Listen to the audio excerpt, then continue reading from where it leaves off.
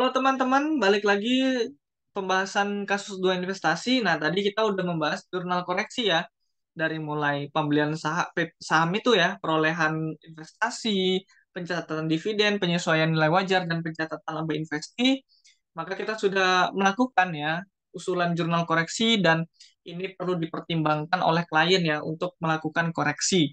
Nah, setelah kita membuat jurnal koreksi ya tentu kita akan masukin ke lead schedule-nya ya. Lead schedule-nya seperti ini. Kita lihat di nomor 3. Jadi berdasarkan lampiran schedule ya, tinggal kita buat aja tampilannya seperti ini. Kemudian debit dan kreditnya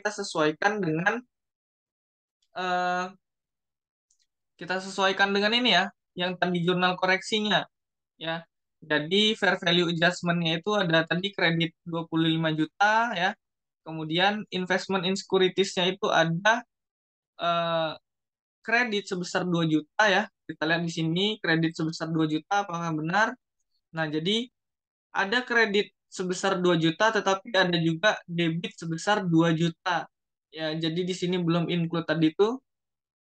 Ya, di sini debit juga ada sebesar 2 juta, investment in security sebesar 2 juta ya. Kalau ini yang atas tadi itu koreksi terkait dengan brokerage fee-nya ya, yang harusnya tidak boleh diinkludkan.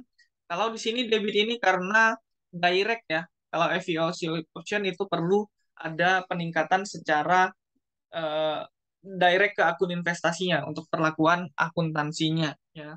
Bukan ke fair value adjustment sehingga debitnya itu investment in securities tadi ya, bukan fair value adjustment ya karena dia FVOC option ya, fair value other comprehensive income yang memilih opsi tersebut ya. Nah, sehingga di sini tadi ada kreditnya itu 2 juta dan debitnya itu ada 2 juta gitu ya. Nah, kita lihat untuk selanjutnya ada investment in shares. Nah, investment in shares ada debit 100 juta dan kredit itu 50 juta. Ini terkait dividen dan saham. Ya, terkait bagi dividen, investment in share di kredit ya. Artinya mereklas dividen revenue itu kemudian menimbulkan kredit investment in shares. Kemudian terkait selanjutnya ada investment in share debit, ini terkait dengan pengumuman laba yang perlu dicatat ya, meskipun tidak ada arus kas perlu mencatat ya kenaikan investasi atau penurunan investasi tergantung dari pergerakan ekuitas investi ya. Nah, di sini ada 100 juta debit ya. Sehingga di sini kita buat 100 juta debit untuk investment in shares-nya, kemudian kreditnya itu adalah 50 juta terkait dengan dividen tadi ya. Dividen tadi 50 juta investment in shares. Nah, kemudian di sini ada penyesuaian fair value adjustment ya. Jadi fair value adjustment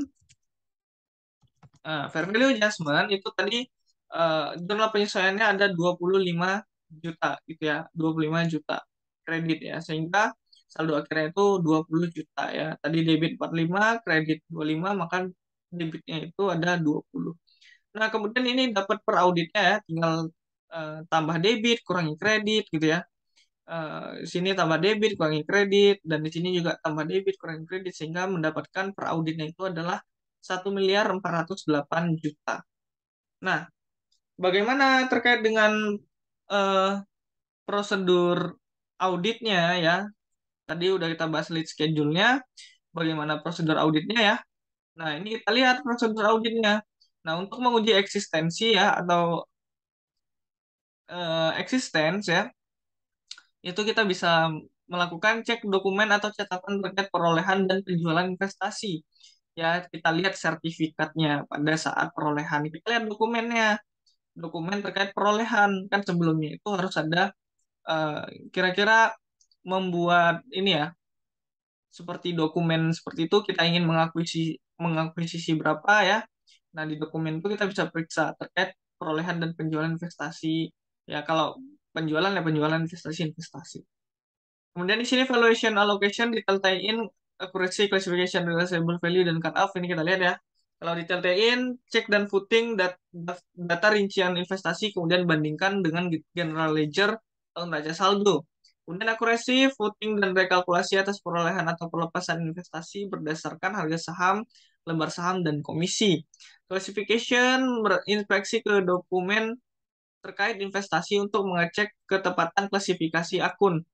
Kemudian realizable value dibandingkan harga pasar saham dengan pencatatan investasi dan perhatikan klasifikasi atau carrying value-nya diperhatikan ya pada saat kita eh, perubahan itu ya. Jadi pada saat perubahan itu carrying value-nya kita lihat, kemudian ada nggak peningkatan harga sahamnya atau nilai wajarnya itu lebih naik daripada carrying value-nya atau lebih turun dari carrying value-nya. Nah, di situ perlu kita melakukan penyesuaian ya, sehingga mencerminkan realizable value ya, nilai realisasi bersihnya. Nah, kemudian tadi ya ada detail-detailnya accuracy classification reasonable value. Tadi kita lihat untuk classification dokumen, kemudian reasonable value itu bandingkan harga pasar saham. Jadi kita lihat dari pasar sahamnya ya. Kalau classification dokumen investasinya, akurasi itu terkait dengan hitung-hitungannya ya, kalkulasinya, dan kemudian detail-detailnya juga terkait dengan data rinciannya ya, atau cek dan footing data rincian. Kemudian rate and obligation cut off juga tidak ada ya, tidak ada yang relate dengan prosedur audit yang telah kita lakukan. Kemudian completeness ya, di sini completeness kita bisa lihat ya tracing ya ke general ledger ya, atau di sini cek data investasi lalu tracing ke general ledger ya. Pastikan seluruh investasi itu telah dicatat semua oleh investee. Nah, oke, itulah pembahasan dari kasus 2 UAS Prakdit tahun lalu ya. Jadi eh, nomor satunya itu diminta prosedur audit ya. Tadi udah kita bahas ini prosedur auditnya. Kemudian nomor 2 itu jurnal penyesuaian juga udah kita bahas. Tadi di sini jurnal koreksinya.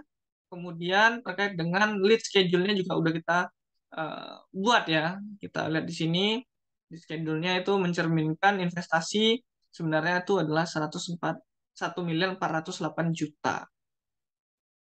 Oke, gitu aja pembahasan dari kasus dua investasi UAS tahun lalu.